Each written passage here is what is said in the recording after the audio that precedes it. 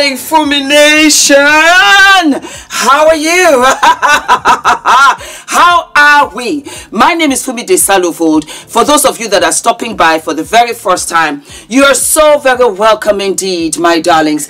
Are we living and loving? I'm going for a lunch after this, so I'm ready and dressed. Are we living and loving? The blouse, let's do the blouse first, and I'll stand up so you can see the trousers. The blouse is by Other Stories. It's an English store here, of which I love, and it has like a kind of 3D applique, which I love. Maybe I should bring it closer. Do you see? It's so gorgeousness. And then these earrings I give for my wonderful Christina, and then this necklace is by Zara. The pants are by Elisa Vicini, Italian designer, and I got these, my darlings, at a thrift store. The exercise is exercising. You guys do not forget to join, get your membership on. I am there every day. I am going to be there later on today. It is absolutely fabulous. We are having a meet and greet in New York City, baby, and I cannot wait to see all of you. I just can't wait. I am just so excited. Thank you to the brands, to JUVIAS Place, to Colored Rain, to Healthy Hair Studio, to Sane, and so many other brands are coming with a quickness. Guys, you deserve the best. We have various tickets. We have general admission, we have VIP, we have the golden ticket. You're going to have breakfast with me. Yup. We also have the diamond ticket. You're going to have lunch with Fumi. And we have the platinum ticket where you have dinner with Fumi. Is going to be such an experience, and dinner actually is the Friday before the Sunday. It was one of you, and I cannot find the message that said, Fumi, you know what, name the tickets. And I thought that is fabulous. It's on the 4th of August. The tickets are down here below, and I want to say, my FUMINATION men, come on through and get your girl and get your wife. The FUMINATION meet and greet in London, we had the first couple. So I said, you know what, Fumi, this is FUMINATION dating app. You're looking for your future wife. She will be at FUMINATION meet and greet August 4th. They are fabulous. They are put together. They are making their money. They've got ambition. They have aspiration. They are gorgeous. They're feminized because they've got their hair, their makeup. You're looking for your future wife. Come to FUMINATION, buy your ticket, and come on through. FUMINATION men sponsored tickets last year. Thank you very, very, very much. They're going to start doing it again.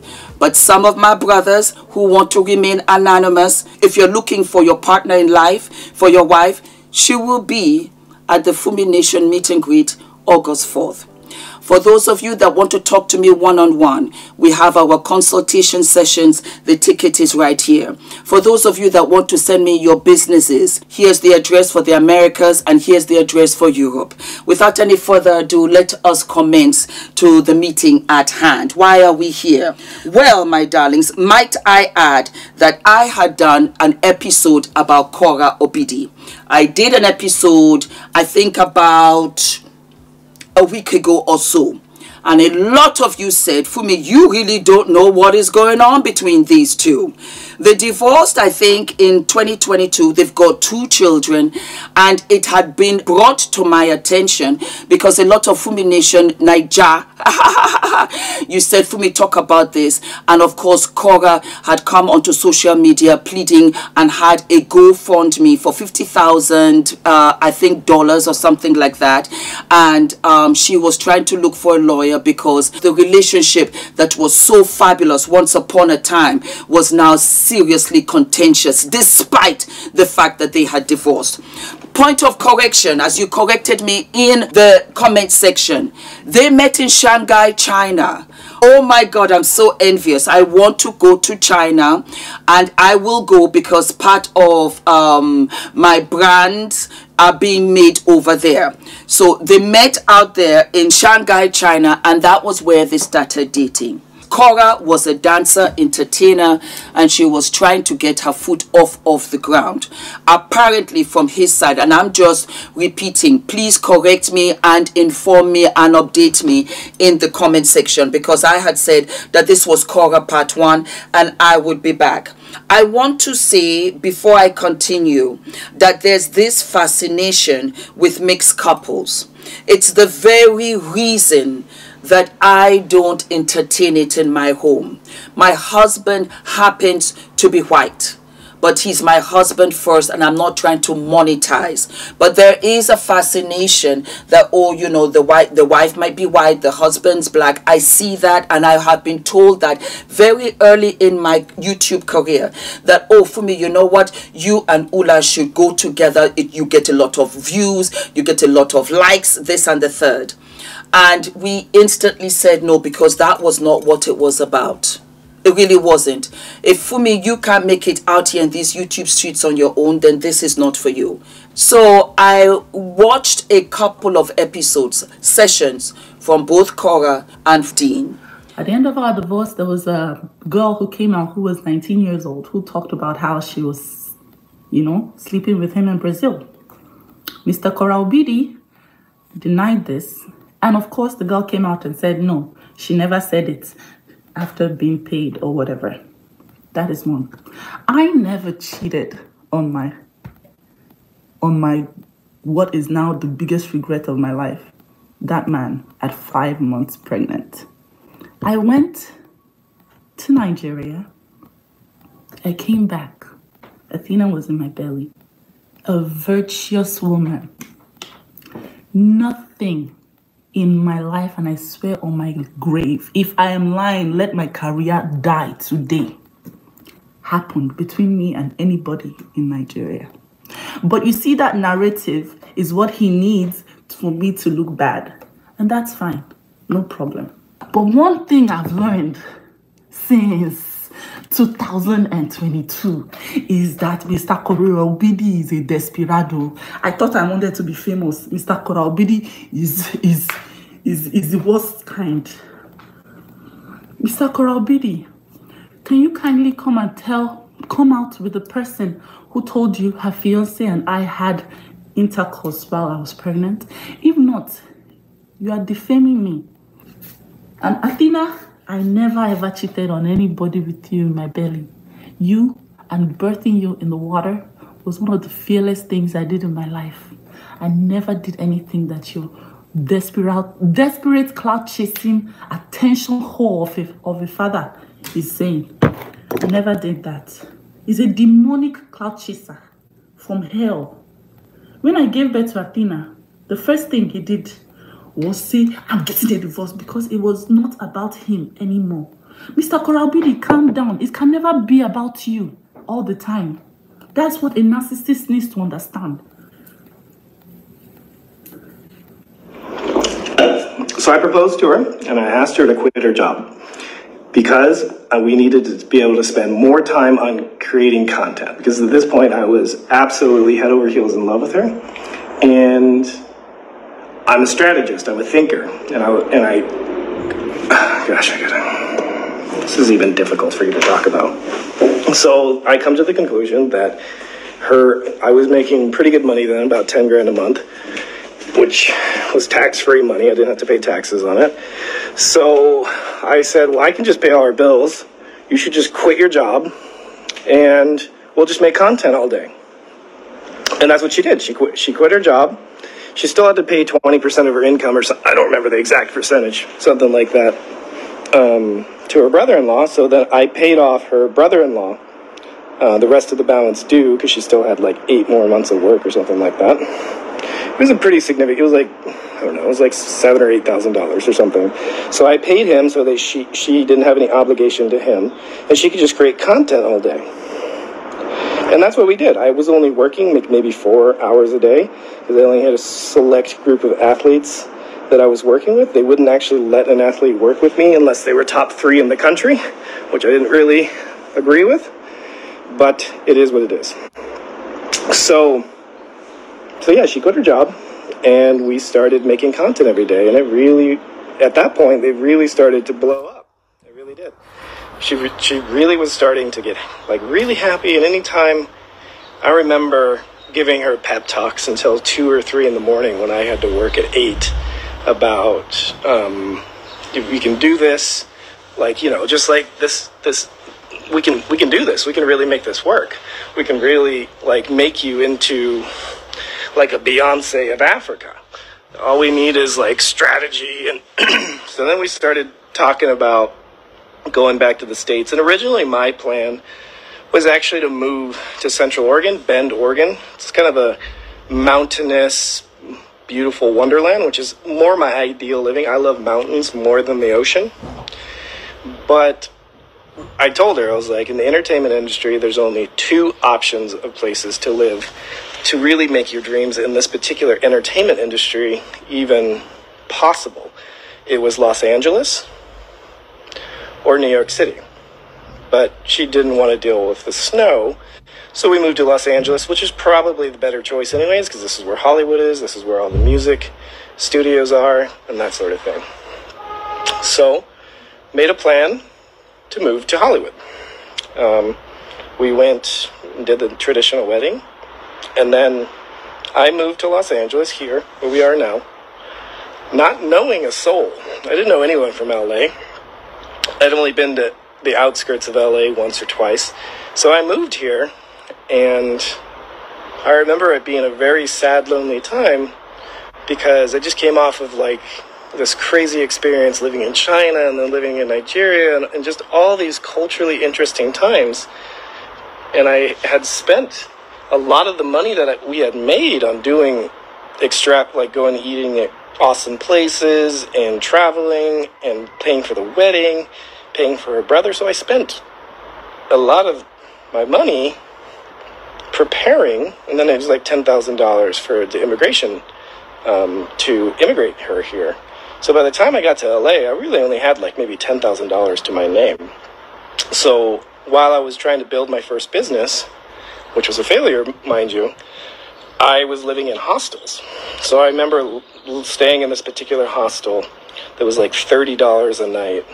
It was a room with bunk beds, 3 bunks on each side. So I was staying with 6 men, and it was quite obvious that some of them were drug dealers, some of them were like down on their luck, down on their times, and it was, you know, it was kind of like, in my mind, it was like, okay, now I'm backsliding in life a little bit. I just came off of living in a penthouse in one of the most beautiful areas in China, in Shanghai, in Jing'an, near a temple. And now I'm living in a hostel with drug dealers to pursue my wife's dreams. That's why we moved here. We moved to LA for her dreams. And I was fully on board with it, you know. And it definitely worked. It definitely, I did everything in my power to never let her give up on her dreams. She tried to give up on several instances. I remember several times throughout the marriage, she was so frustrated with not making money that she'd want to drive for Uber, or she'd want to go work at a clothing store or be a waitress. And I would just say, no, that's going to distract you from your dream. And so getting a job that pays minimum wage is just going to take up your time, and it's not like our bills are not paid. So why would we decrease the amount of time that you have to work on your craft? So I always adamantly said, don't get a job. Like, I pay all the bills. Make the plan literally was for her to get a major contract, or really get it off the ground. And then while she was in the peak of her career, I would just travel with her and be her manager and take care of everything she needed. So I was completely devoted to helping her achieve everything that she wanted to achieve. And I did that. I did help. I was there every single day filming.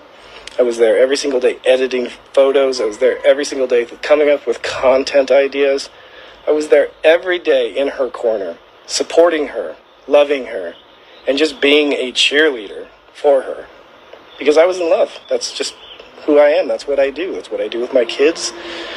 And that's what I do for anybody I love. So I truly, truly dedicated my all, everything I had, my energy, my intellect, my finances, my spirit, my body, to propelling her forward so that she could accomplish what she wanted to accomplish.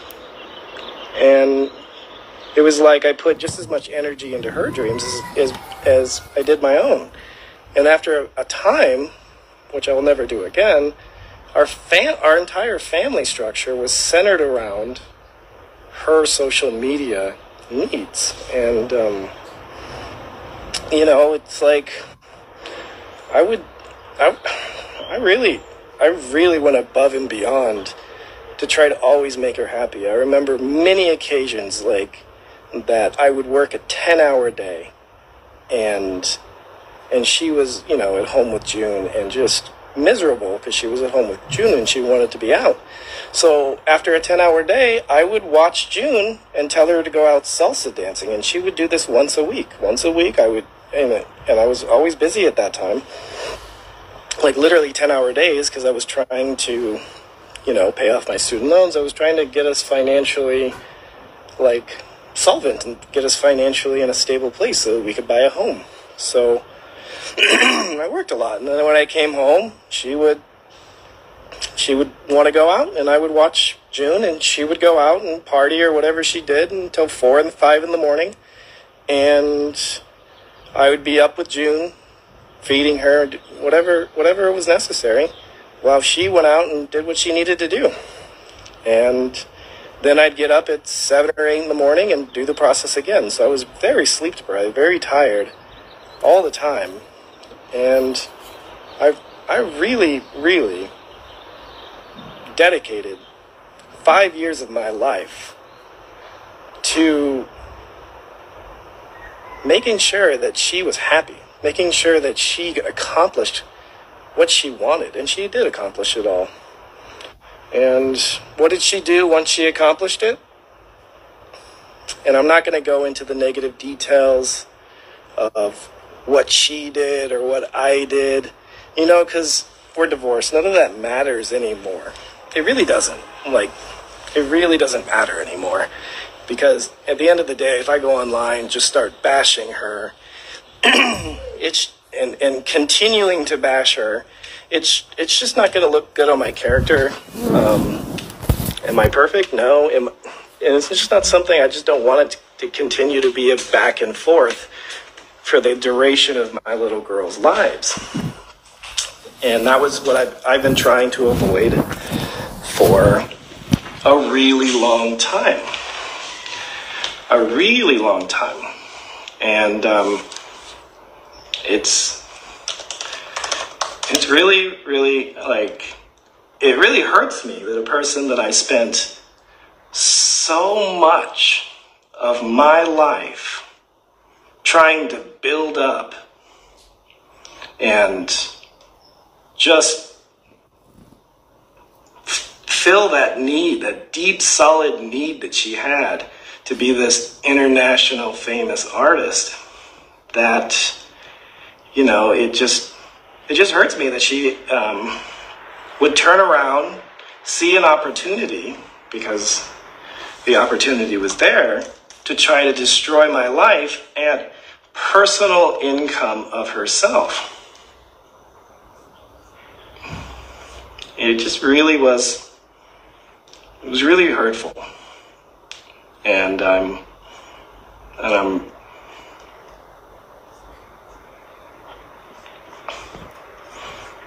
want to show you guys something here. I need to.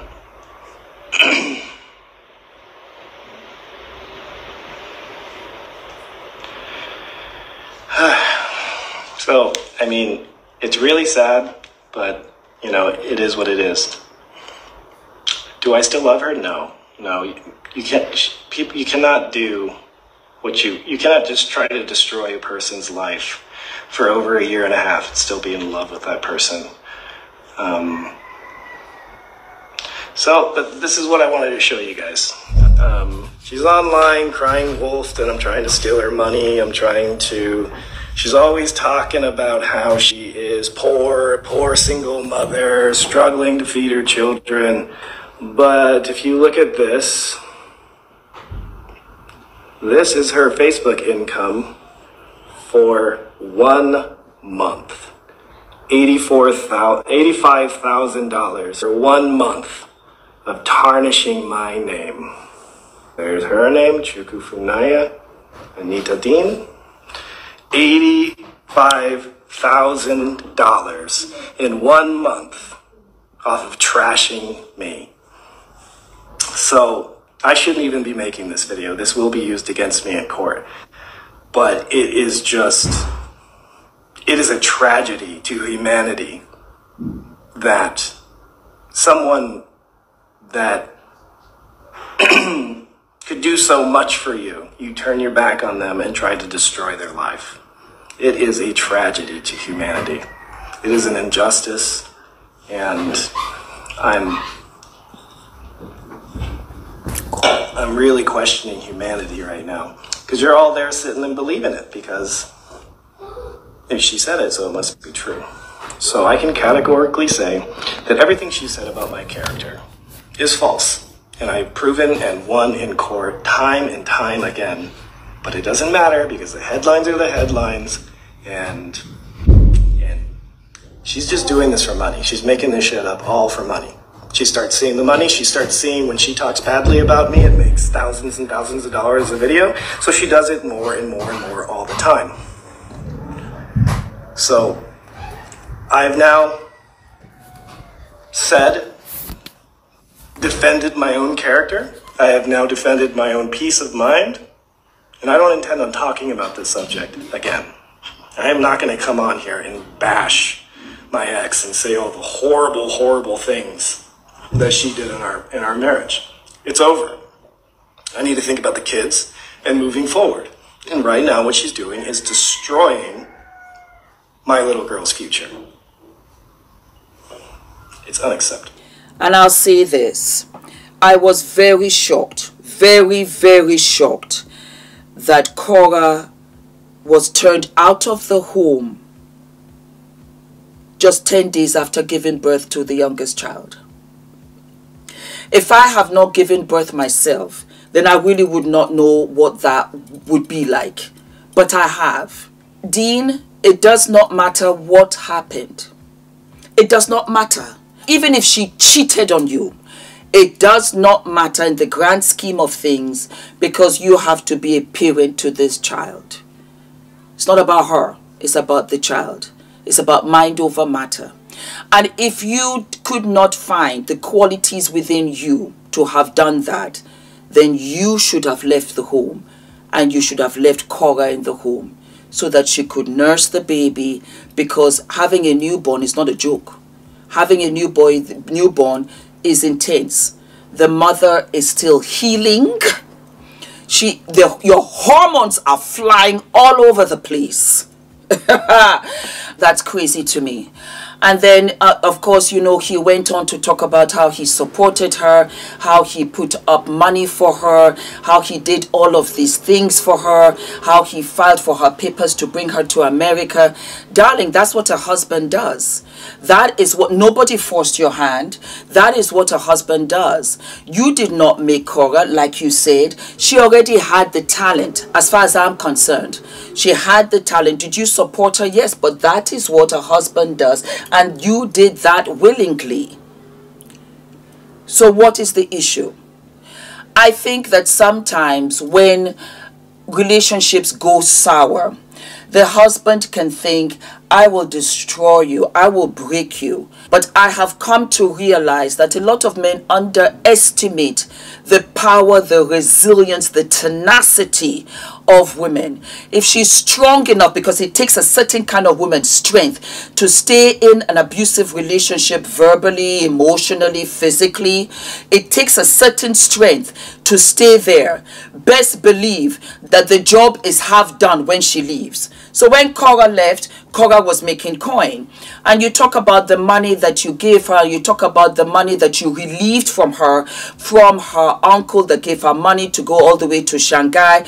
But then again, she's making 70, 80,000 a month. She's making 2 million a year, this, that, and the third. So did she give you the money back? Did she pay, as in paying the bills, the rent? Were you living a better lifestyle because you said that you were eating out? I'm under the impression that those are the monies that she was spending. You have to be careful when you talk about an ex-spouse, because it really reflects also on you. It also reflects on the children, because if you say she wanted to go out and you were staying at home looking after the children, are you talking about the same children, the same child that you turned her out with at 10 days old? I just want to know. Korra, don't go anywhere because I'm coming to you in a minute. I just want to understand what was the necessity of spilling all of these in a WhatsApp chat that we were not invited to, when it was all hunky-dory. This is what we do, this is how we are. It was fine. You have to have the maturity to walk away and know that the Father up above will handle everything if you did the right thing. But for you to come onto social media and slag your wife off, it's not doing the right thing. It's making things worse. And do you think that we will love her less? We're not going to love her less, because we're going to look at you and say, why would a man say this about any woman? How much more the mother of his 2 children? Can you not co-parent? Korra, come here. If you made all of this money, why are you asking for a GoFundMe? Because you're not innocent in this. I watched a couple of episodes where you talked about your ex-husband, and I empathize. I have to say this. I empathize that you took care of your 10-year-old baby by yourself, that you were pushed out. That I wish I knew. I would have said, come and stay with me. You cannot talk in the same breath about your ex-husband and demean him to your daughter. That's the father. No matter how you want to look at it, you chose him. You had the wedding and you had the kids. That's the father. If you no longer agree to that, that is the father. You got to give your daughters that respect, even if he might not deserve it. You got to go high, mama. I am very happy for you that you are thriving.